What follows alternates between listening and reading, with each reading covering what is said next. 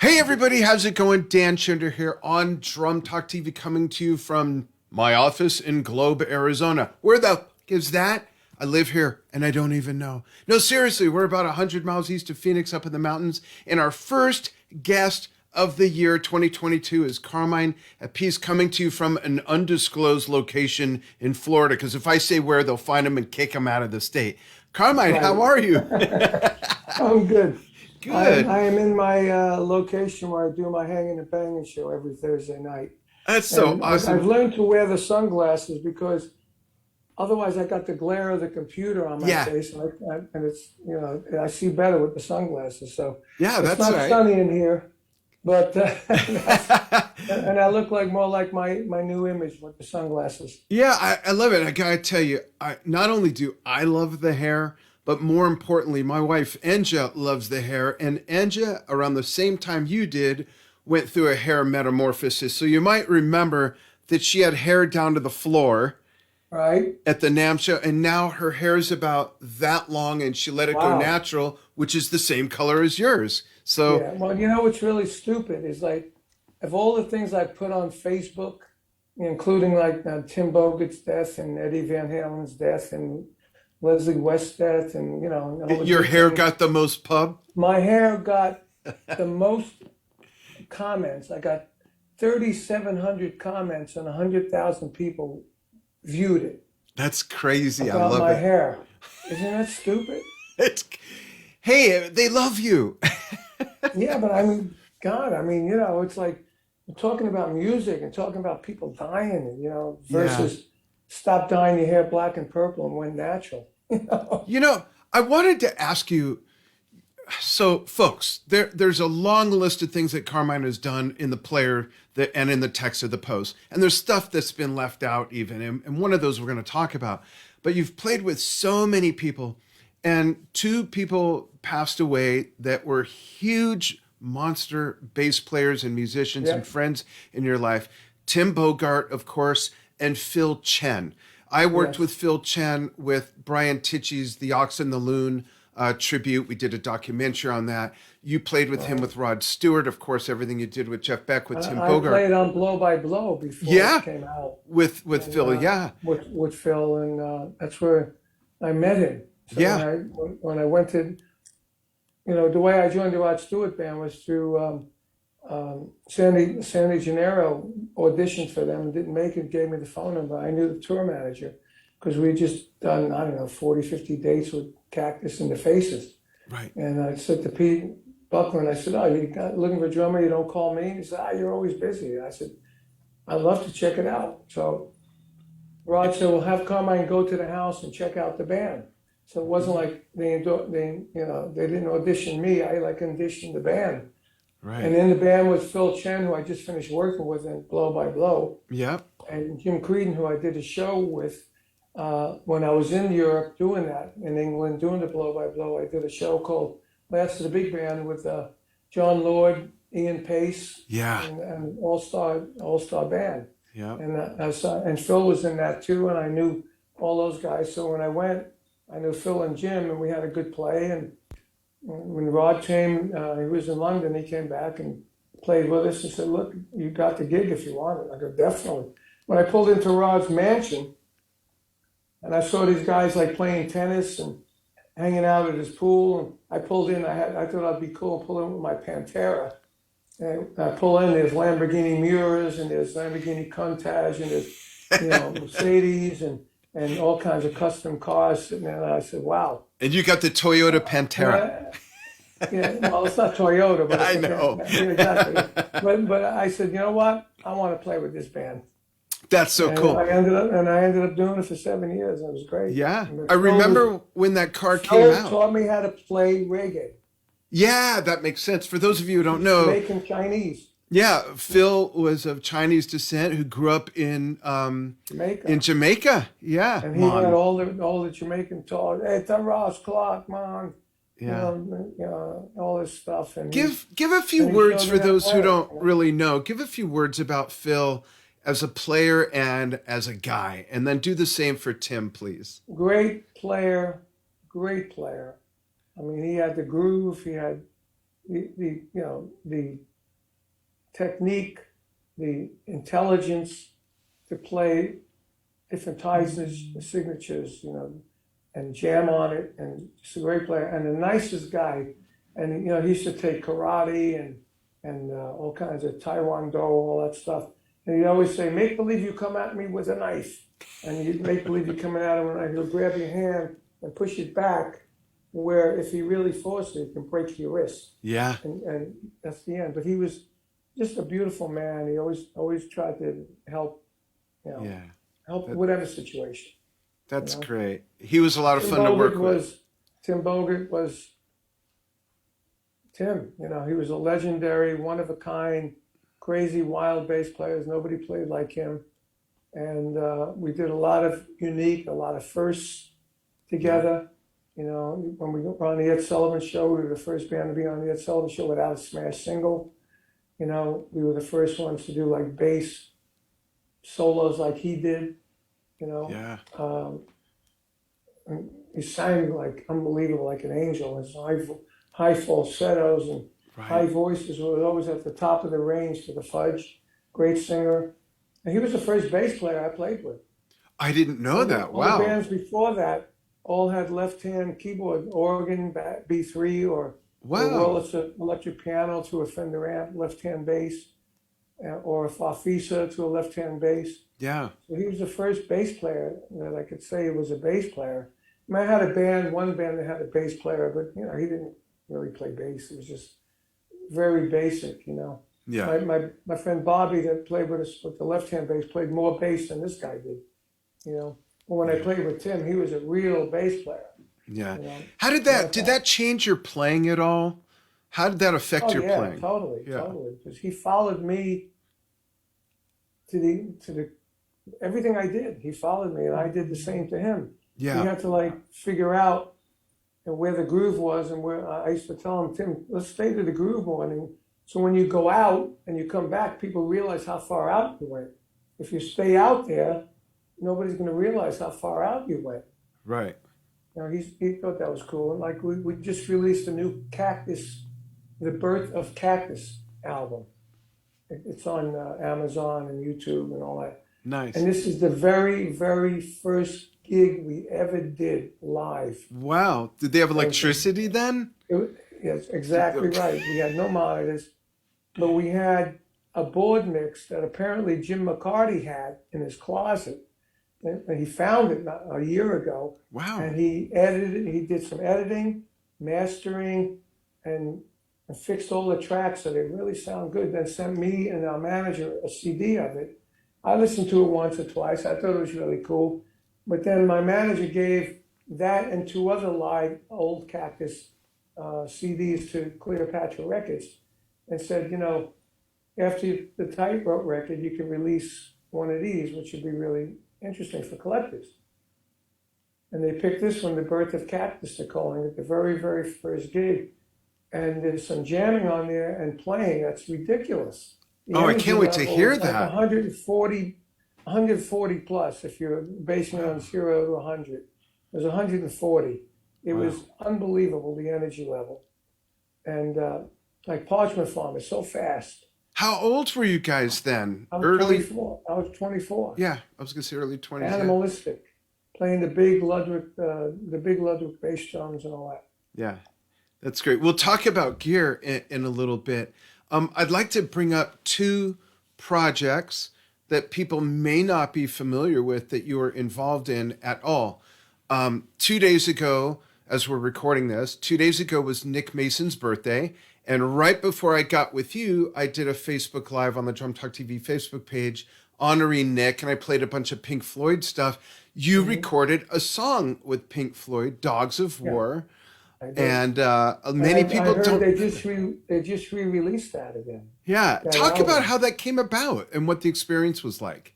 Well, it was really simple. I mean, I knew Bob Ezrin; he was the producer. I came home one day, and in the days when you had your voice machine, your message machine that had little cassettes in it. Right. There was a message from Bob saying, "Hey, Carmine, Bob Ezrin here. I'm producing a band that's just screaming for Carmine drum fills."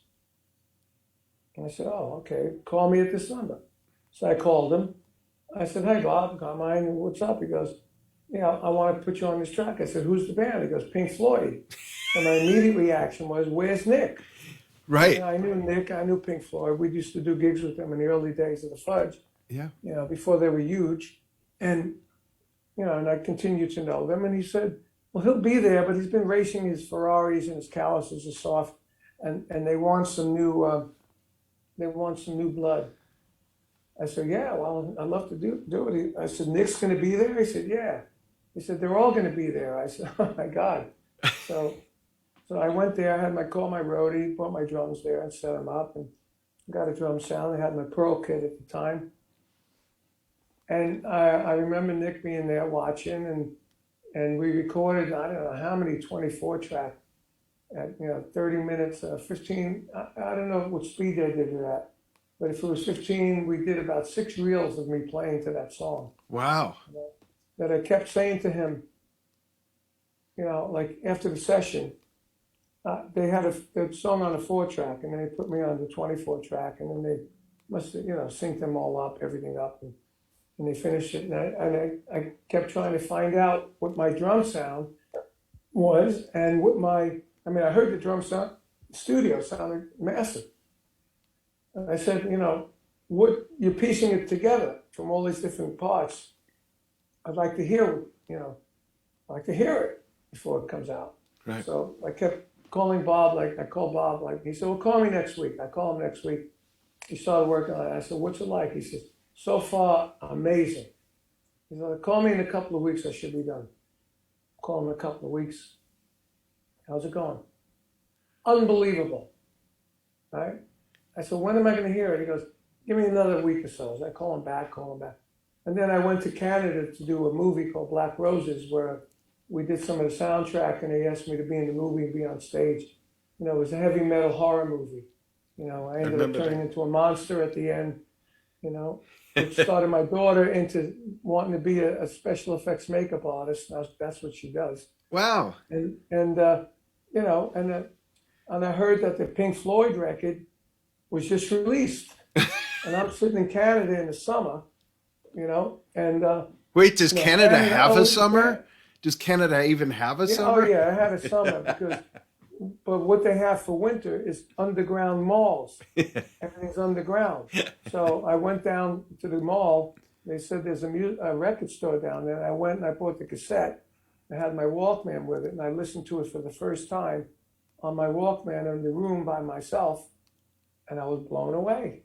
I said, wow. The sound is killer. The sound is great. The drum sound is like that killer. thumping bass.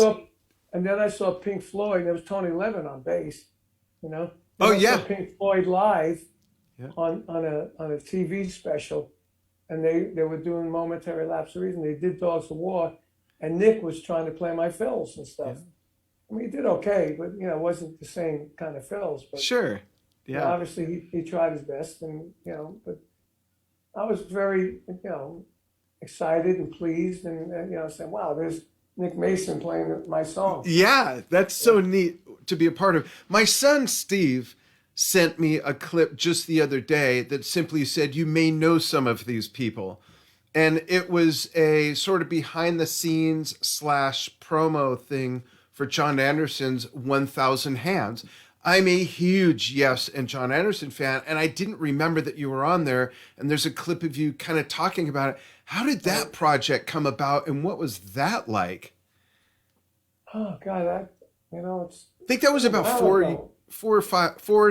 years ago. Yeah, I remember. I forgot who approached me on that one, but I did it in my friend's studio, I think in New Jersey. Mm-hmm. And then we did a little video talking about it. I always liked Jon Anderson's voice. I love what he did with Yes. I liked a lot of things Yes did. And they always claimed that Yes was influenced by Vanilla Fudge. Yep. And we were all friends, Yeah. Chris Squire, all those guys. The only guy that I wasn't that friends, Steve, wasn't the guitar player, Steve. Yeah. He was always just introverted, a little introverted. A lot of these English guitar players are like that, Yeah. But it was just like a session. That wasn't like anything, Yeah. It was like a session. I did a session. I don't even remember the song. And honestly, Right. I forgot I even played on it until you just mentioned it. That's funny. I I'll never send really, you I the never really clip. heard, yeah, send me the clip. I never really heard Yeah. the finished song, I don't think. Ah, okay. I'll send it. It's great. Yeah. Yes, email me. It's got the exact same drum parts as Dogs of War. No, I'm kidding. I'm kidding. Well, if there were drum fills, I mean, like when I did Paul Stanley's album, Yep. I played on a few tracks. I just came in from Thailand with Rod. I was really fried in LA. And I went right into the studio, and I think I did more than one song. But only one song ended up on there. And shortly after it came out, I went and did a clinic tour.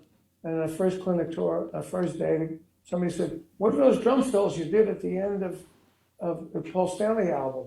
The song, I said, "I'll tell you the truth, I don't remember. That's I funny. just play whatever comes out, Yeah. So next day, the same thing. So on the third day, I asked the store manager, I said, "Is there a record store around here somewhere?" He said, "Yes." I went and bought I sent somebody out to get a cassette of it. And I listened to it. Did you learn it to Sure demonstrate enough, it? Sure enough, for the next 3 clinics, everybody asked that question. And then from the third clinic on, I knew what I played. Yeah. So That's funny. them, and Yeah. because that's why I have problems today still doing videos for my tracks, because I play them not from here mostly from here. Spontaneously, right? A lot of spontaneity. Yeah. So if I'm doing a video, filming a video, and I hear a drum fill, which I think I got it, and I do it and it wasn't right, then I would do it again in the same part so the editor can put it in as that part, Right. because I don't play everything the same as I Right. do on the record. When I record something on a record, with my album Energy Overload, I had that problem, So I played the drum parts and I had to try and reproduce it on video, and I never did that, ever. Yeah. I have a Vanilla question Fudge for you. on, Yeah. Here's a project I'd love an update on. Tell everyone about Guitar Zeus. Oh, well, I think Guitar Zeus is some of the best stuff I've done in my career, to tell you the truth. And not only, there's a box set out now. Mm-hmm. It's called the 25th Anniversary Box Set. And we added 3 songs to it that were never released. And we put Tommy Thayer from Kiss on one. On the same one, we put Derek Sherinian playing keyboard like a guitar, like a mini Moog solos. Ooh, nice. Again, on there. And then on another new track, we put little young kid named Chris Bingiani that's with a band named Kodiak, who are like a Van Halen band. So this guy plays like Van Halen. He's 18 years old, and he's a monster. So I put him on there. And then we did some tracks that weren't on any of the other albums, like one with John Norum, one with this guy Choff from Japan. So I did a Guitar Zeus Japan, Guitar Zeus Korea. So there's 39 tracks on there, and 3 of them are also with no guitar, and one of them has a vocal with no guitar, so guitar players can play along. Yeah. Oh, that's great. Play along tracks. Yeah. And then there's like, if you buy the bundle, you get a medallion that has my face logo on it, my old face logo. Yeah. With a guitar pick on it. It's a sterling silver. It's a beautiful piece of jewelry with a Guitar Zeus pick, and it has a signed photo, and it has a T-shirt, and the regular box set just has 4 LPs, 3 CDs, and a booklet with interviews with guitar players. And then I had different people do interviews, like Tommy Thayer, Ted Nugent, Elliot Easton. I think Bumblefoot did some. Right.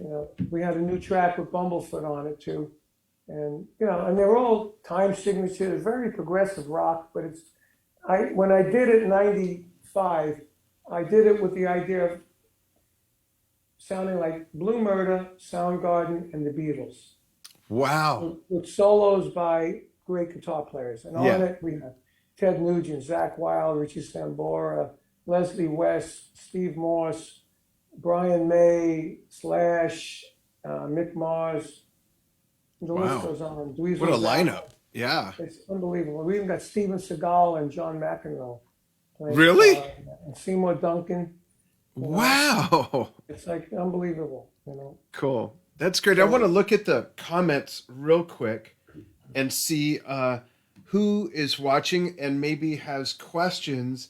And while I'm kind of eyeballing that, I'd like you to also tell us about some upcoming stuff.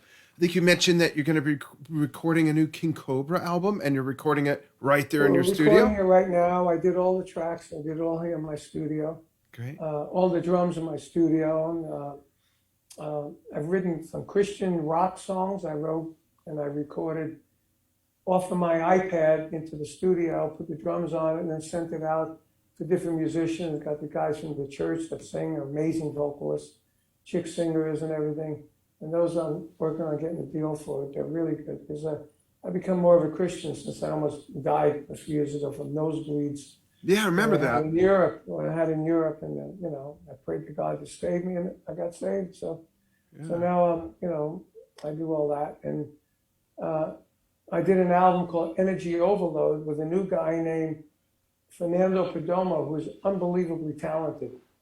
He's a multi-instrumentalist, and he called Tom Dowd's family. Tom Dowd, the great producer. Yep. He called his daughter and his wife, because Tom was going to produce him, and he told them that he wanted me to play on a track with him of an album he was doing. So when I talked to him, I just set up my studio. My brother Vinny built the computer, built the studio, tried it out in LA, and then sent it to me and showed me how to work it. So I have to thank my brother for doing all this, because I've done so much work in the studio, you know.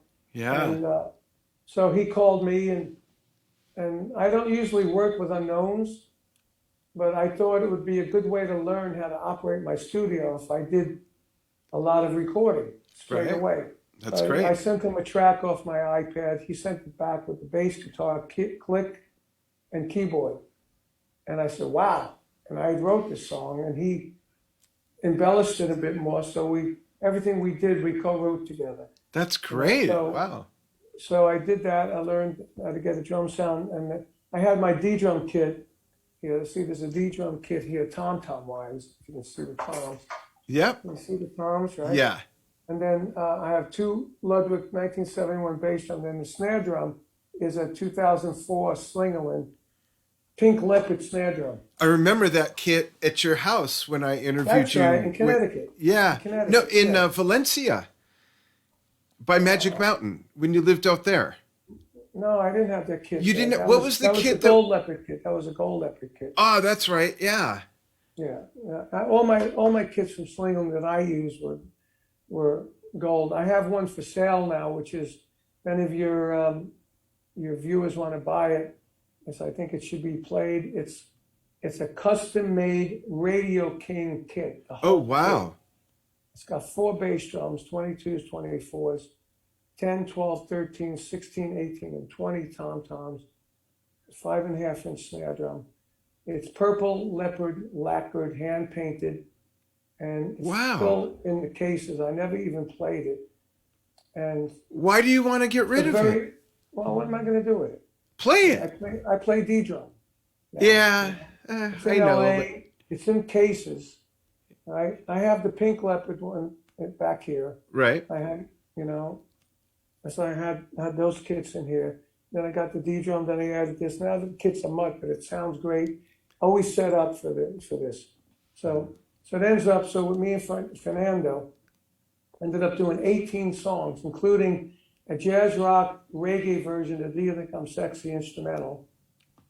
And we Nice. also did Baby I'm Amazed by Paul McCartney instrumental, which Wow. was background vocals by this woman that sang with Pink Floyd, funny enough. Which And, one? Durga McBroom? Yes.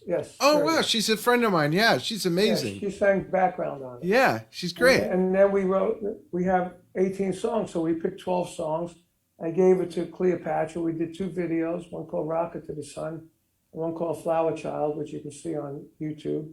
Yeah. And the album's getting rave reviews. It's all instrumental. That's And, great. my manager's going to try and hand it to the Grammys for a rock instrumental record to see if we can get nominated. Wow, that would be great. Because it is, like Vintage Rock Magazine.com, they gave it a 5 out of 5. Classic Rock gave it a 9 out of 10. And they're all saying we're not really, that into instrumental albums, but this album is something special. And, the hooks are there. If he wrote a song, and like for instance, he's Cuban, Fernando Perdomo. He's from Miami. He sent me a song which was like a heavy rock, Latin, jazz kind of thing. So I played it real heavy rock, That's great. and followed his guitar and jamming and stuff. And then it ended, and I said, you know what? I'm not done with this song. So I did a press roll. And then I did that, double bass drum, hitting accents and fills. And I said, try and put something over this. So he did that. Nice. And his song was called Little Havana, and the edition I did is called Big Havana. Ooh. It's one song. It's called Little Havana, Big Havana.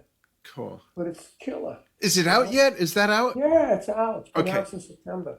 Okay, great. Great. Send me the... It's all on YouTube. It's all on YouTube. Okay, and send me the photo of that kit, and send me some of these links. No, the one that you have for sale.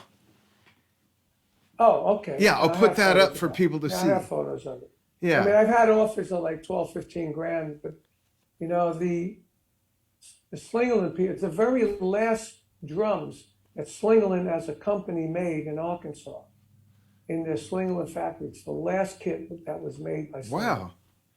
Okay? That sounds custom, great. And there are no Radio King kits anywhere. Yeah. Except in the old days. Speaking of gear, I have a question. I want to look at real quick and just see who's watching. Hey, everybody, thanks so much for joining. Let me know if you have questions for Carmine, and I'll relay the clean ones because it is a family show. I'll check back. Don't listen to the new Kid Rock song. Yeah, there's always some weirdo, that gets on my lives and is always there. And there's one now. His name's Ingo Marte. Ingo. Ingo, what's going on? No, there's a lot of great comments.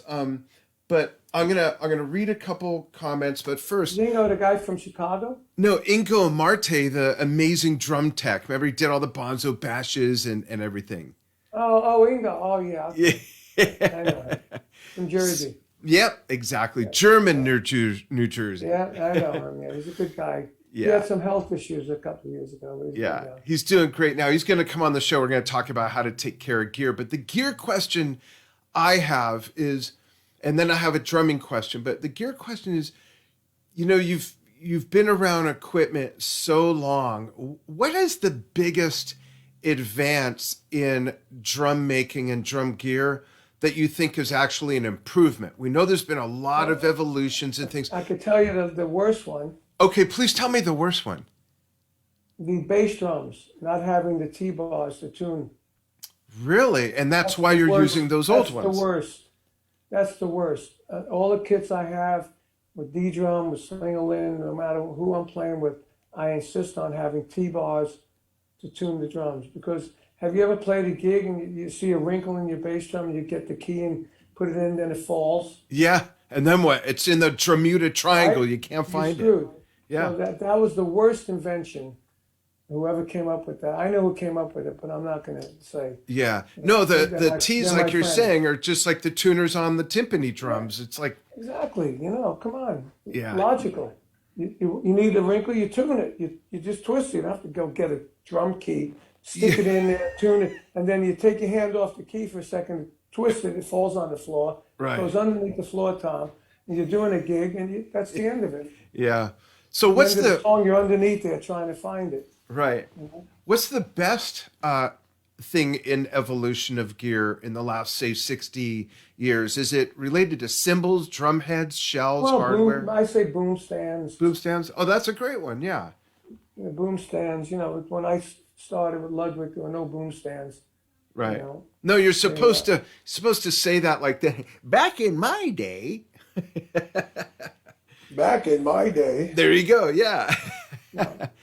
I Cool. mean, I used to bend the cymbal, and play I like know. things on it. And one time I bent it on an old Ludwig stand.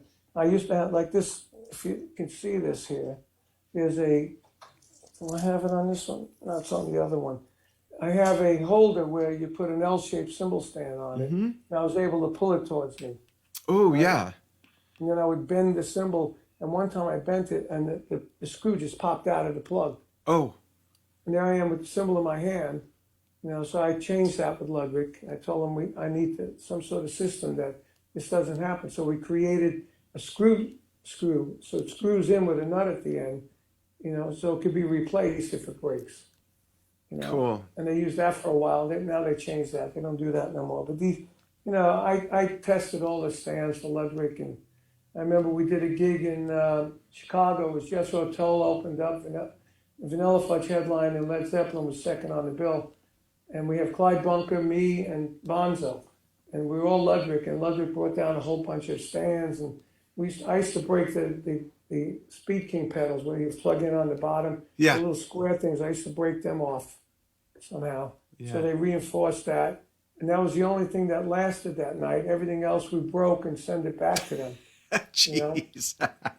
But that's what it was like back those Yeah. days. Still Now figuring it all the out. stands are really strong.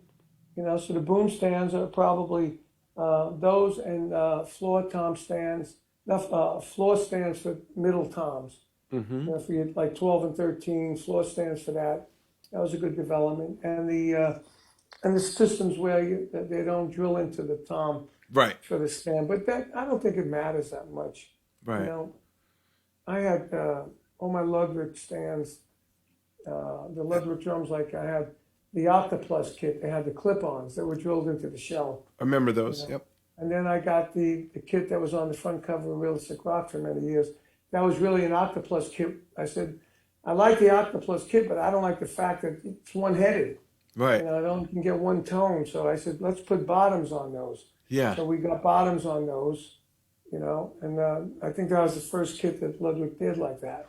I think that's the kit. Is that the kit you had like when you played in the Leslie West band? Yes. Yeah, I remember that. No, Leslie West band was the Octoplus kit. It was my redwood kit or my walnut kit. Right. That had the one-sided heads. Yeah. But I played all the Rod Stewart shows.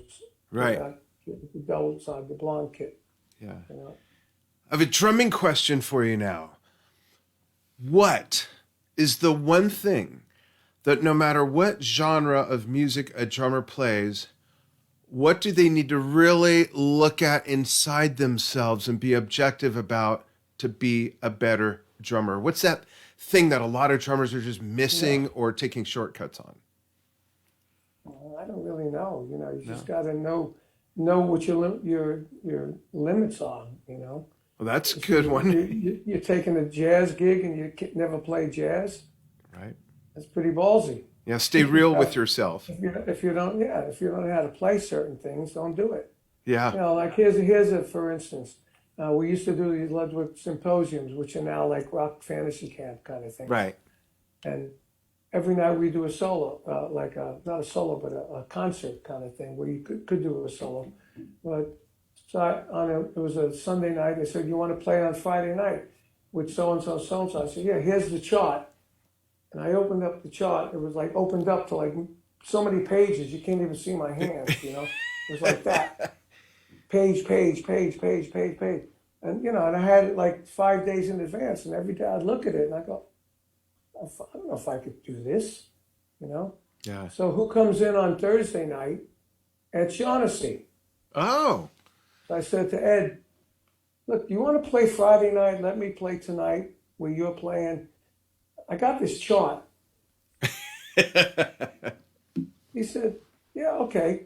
I said, "Well, here's the chart. You want to look it up?" "No, just give it to the band lead. I'll do it tomorrow." He came on, put the thing up, and just read it straight away. Incredible sight reader. Yeah. Okay? I knew I couldn't do it, Yeah. so I didn't do it. Smart. That's what you got to do.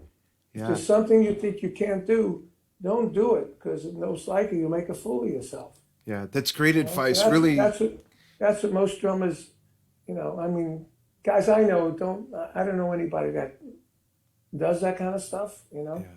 But if you're looking for advice, I would say if you're not sure about doing something, don't do it because the worst thing you can do is make a jerk of yourself.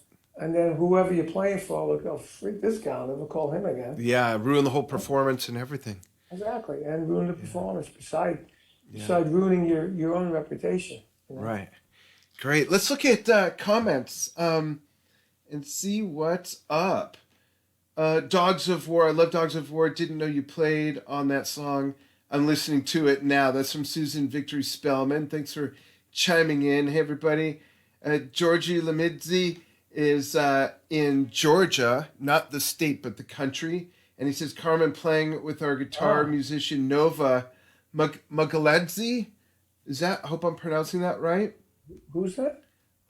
Nova Mugaledzi Cactus Trio Band with Tim Bogart. Does that sound familiar?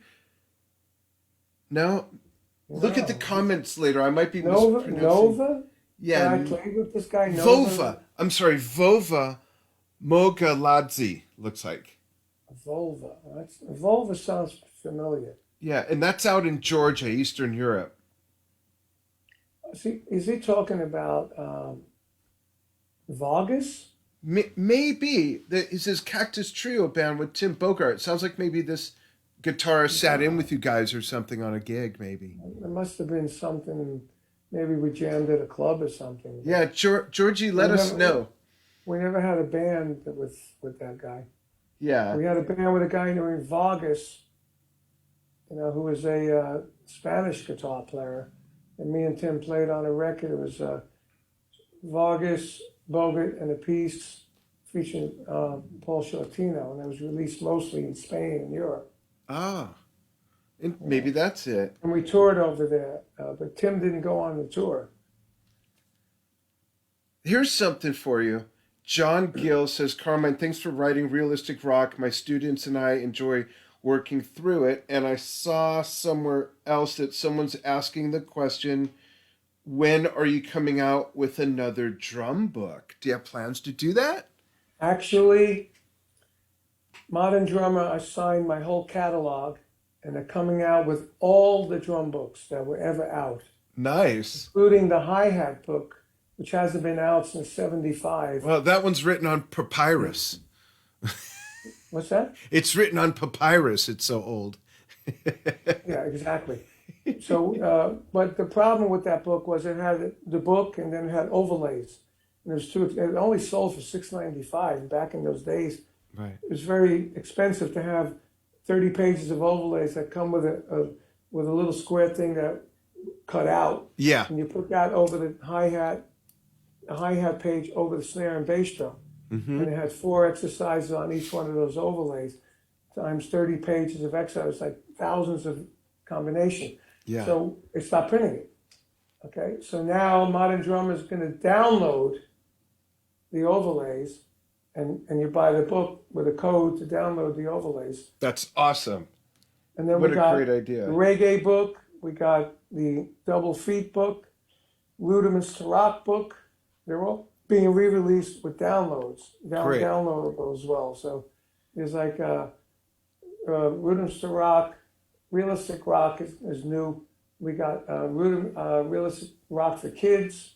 Mm-hmm. We got the hi-hat book, the reggae book, and Double Feet. There's 6 books, and the DVDs as well are being downloadable.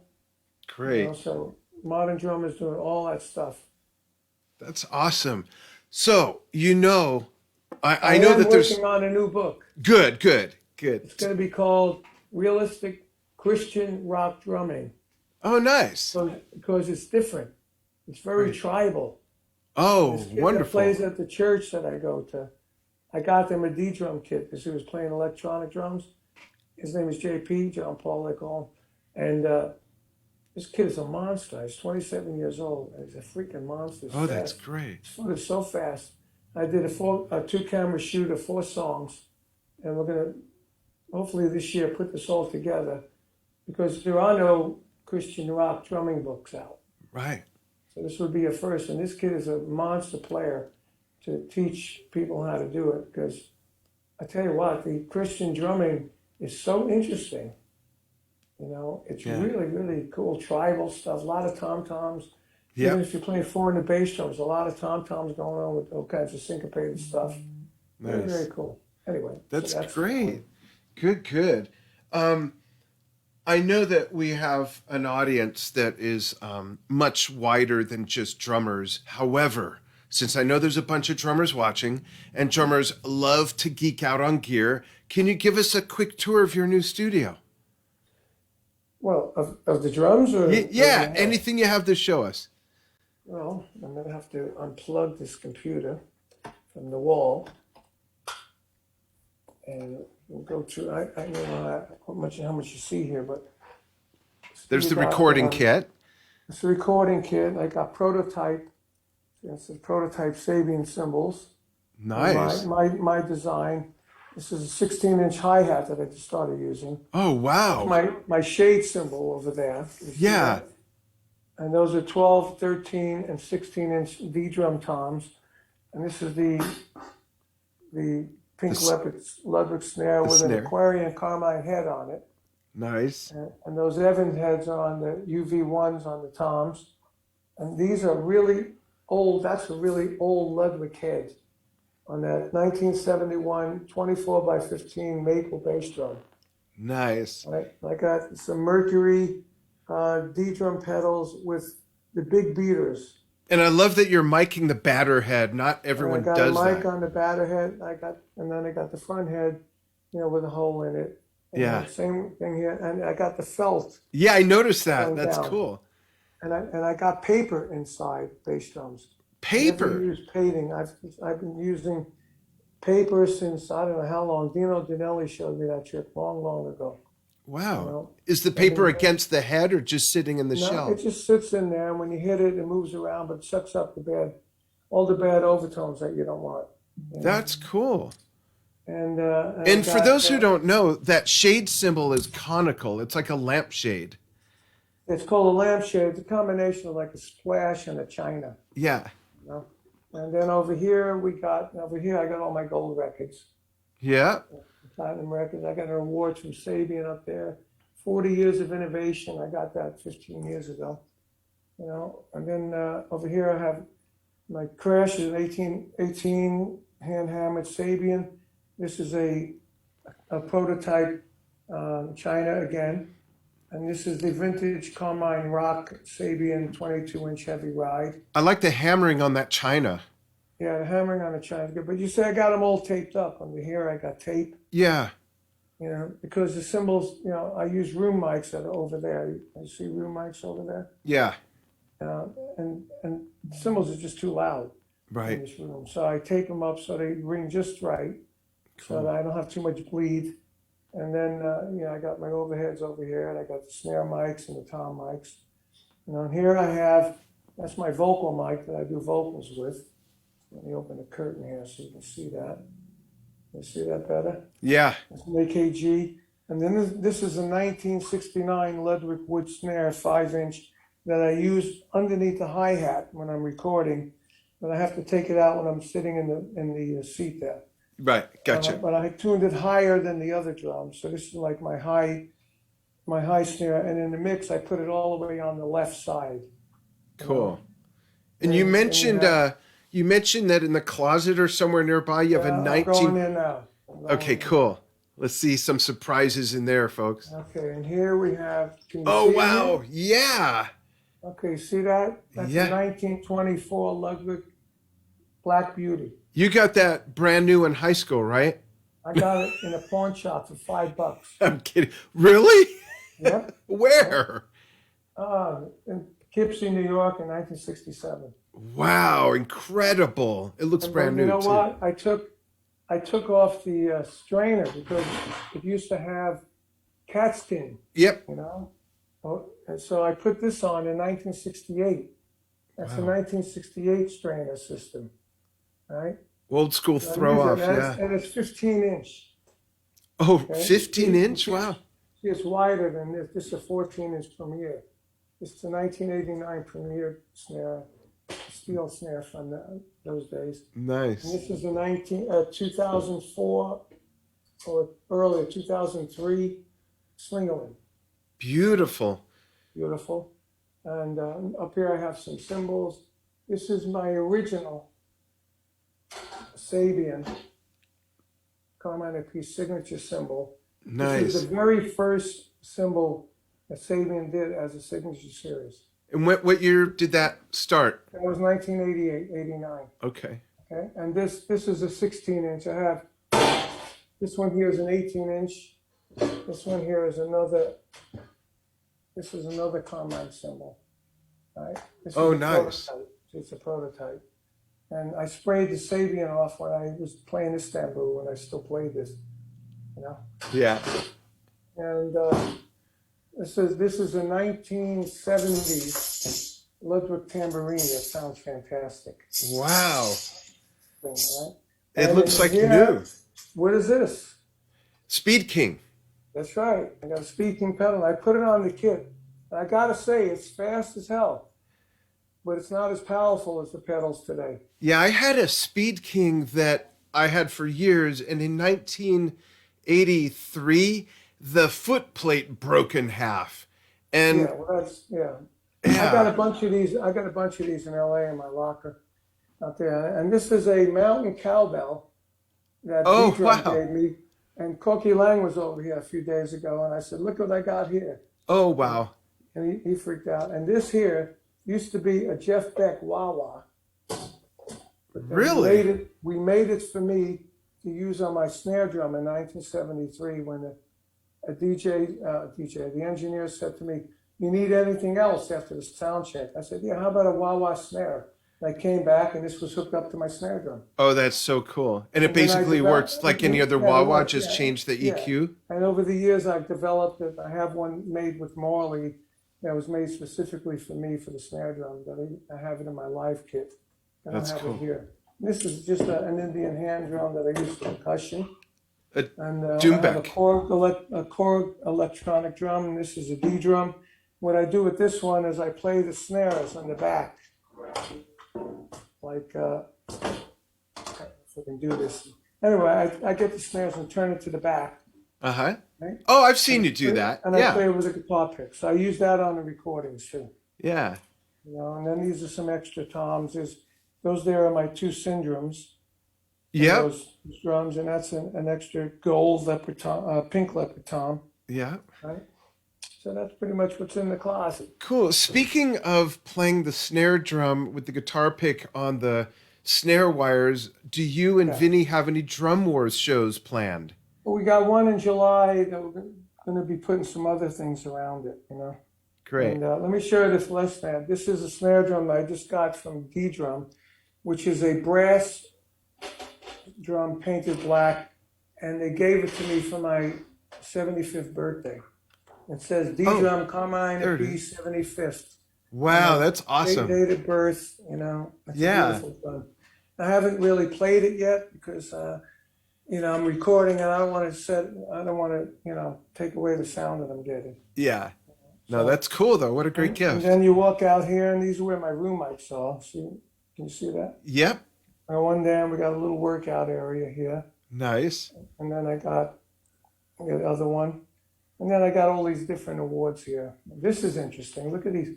I just got this for my birthday. A pair of Oh, wow. Civil War drumsticks. Wow. That is See, awesome. you see the pictures of these guys? Yeah. They were playing one of those pictures. They were playing these drumsticks. That is amazing. That's got to be one of the neatest drumming Right? keepsakes I've That's ever good. seen. And here I got a letter from Fred Astaire. Oh, wow. My wife is a huge Can you Fred see that? Astaire Can you fan. Can you see that signature? Yeah. My wife will freak. Hold on. Let me take a picture of that with my phone. Can I see that again? Yeah, good. Yeah. I'll tell you what it says and then with the story. Okay. Go ahead. So it says, "Thanks so much for sending me your book with a nice message written in it. It was a delight to get. You sure are terrific, and I've enjoyed your work many times. Sincerely, Fred Astaire." That's awesome. Wow. Rod Stewart, I gave him my drum book through Gregory Peck. Oh, God. Okay, how about that stuff? You know? That's great. And there's my drum talk. There's my drum talk award. Yeah, Carmine is baby. there it is, baby. Right next to Jesus. Yeah, that's awesome. Let me take a picture of that. Hold on. So for those of you who don't know, folks, Carmine is the first recipient of the Drum Talk TV Rock Legacy Award. I gave it to him at the NAMM show exactly 2 years ago. 2020. Yep. And the same day, Alan White got the Prague Legacy Drum Talk TV Award. That's awesome. And then I got the Bonzo Bash Award there, and yeah. These are other awards. This is a rock icon, and that's my Nice. gong, my dinner gong, and these are other things from Sabian and Rock Odds Award, and what is that, Hollywood Palladium official, I forgot what that was. Oh, LA Music Awards, Achievement Award. Yeah. Yeah. I'll tell you one thing I'm really proud of. Let me go down the hallway here. You're getting a tour of this old studio. Yeah. There's some old Vanilla Fudge. Ooh. You know, like posters, the old posters and stuff. Fillmore. And this is my wife. That's her, the radio chick. Yep, Leslie. That was a big billboard. This was made up. And I had the I remember that. Yeah. Yeah, the modern drummer and all that. And somebody painted this. But look at this. Drumorama's drum show. Wow. Me, Joe Morello, and Buddy Rich. Wow. Right? 1978. Isn't that something? And where was that, Carmine? That was at the Calderon Theater in Long Island, New York. And then we go into the other room here. This is my wife's little recording studio. She has a podcast she does in here. You see that drum pad? Yes. That's the one I learned on. Wow. When did you start? I don't remember. Ted Reed built that. What's that? Ted Reed built that? Wow. Yeah. What year did you start playing? I don't recall. I know I asked you years ago. I don't even remember. It's around 1960 I started taking lessons. Wow. And then this is the kit that the snare drum goes with. If you show a little lower. Oh, there we go. Yep. That's the kit that we see you do all the videos on. Yep. Yeah. You mean those videos? Yeah. Guess this groove. Yeah, guess the drum. Yeah. Yep. And then here's my music stand. You see the ones up. Like this, the control and syncopation. Yeah, I have that same book back here. Yep. That's great. And we go back, and I'll just show you what else in this closet is really pretty crazy. Look at this stuff. We got the D drum there. You got another Slingerland bass drum back there. Cases, cameras, heads, stands, all kinds of stuff. These are my syndromes here. Oh, yeah. Nobody knows how to fix them. Yeah. Oh, really? So that's pretty much it. That's great. Everything. And that's my whole studio. Oh, I got artwork too. And this is something I was proud of. I got a Carmine Appice Day in Los Angeles. I remember that. That was in your house when we came over and interviewed you. Yeah. And this. Yep, I've got that. You got that too, right? Yeah, you gave me that poster. Yeah. And now look at this. This was an ad. Do you remember this ad? I do, absolutely. That was in every rock magazine around the world. Yep, I remember that absolutely. Great. Yeah. So I've been blessed. I had a great career, and I'm still here to talk about it. And you're still staying so busy, which I love. Let's do this again in a couple months or so after some of the new stuff is done, so we could talk about it. Check out the Energy Overload record, and also check out "Stop in the Name of Love" by Vanilla Fudge. That's a new one we did this year. Absolutely. 2021 we did it. That's the very last thing that Tim Bogert played on. Yeah. Okay. Tim Bogert played on it, and he played great. And even though he had stage 4 cancer, he played great. Yeah. Amazing. Well, Carmine, thanks again for a few things. One, for taking time with me today. But thank you so much for your support of Drum Talk TV over the years. It was 9 years ago this month that I started Drum Talk TV and saw you at the NAMM show, and you agreed to come on the show after some arm twisting the very first time. And you've been a great supporter ever since. It means so much to me. I really appreciate it. No problem, Dan. So thanks. You have a good time. Be safe out there. You're probably not going to catch any virus because you're in the middle of nowhere. My wife and I actually had it already a year ago. Get out of here. Yeah, we did. Yeah, she brought it home. She worked at And what the. happened? How bad were you? Well, it was not that bad for me, but a year and 3 months later, she still has a few side effects. But we got through it and we're good. Yeah, she brought it home When did from. you get it? When did you get It it? was the week before Thanksgiving a year ago. She was So a 2020. yeah, she was an art therapist at a wellness center that had a lot of Oh, cases yeah, and yeah. brought it home. Yeah. But we're good. We are good. Hope you're good. Well, you got Everybody the out there, I antibodies, hope you're good. hopefully, that's great. Yeah. Cool. Everybody, thanks for Go- joining. Yeah. Okay, go listen to that Kid Rock song. You'll laugh. I will. It's cool, but it's got funny lyrics that Great. are right in with today that everybody's thinking. Perfect. I'm going to go do that and I'm going to get those albums. Folks, go out and get that stuff. And thank you so much for following Drum Talk TV and joining Carmine Appice and myself right here on Drum Talk TV. Carmine, we'll talk soon. Okay, bro. All right. Stay on the line. Thanks, folks. Okay, we all.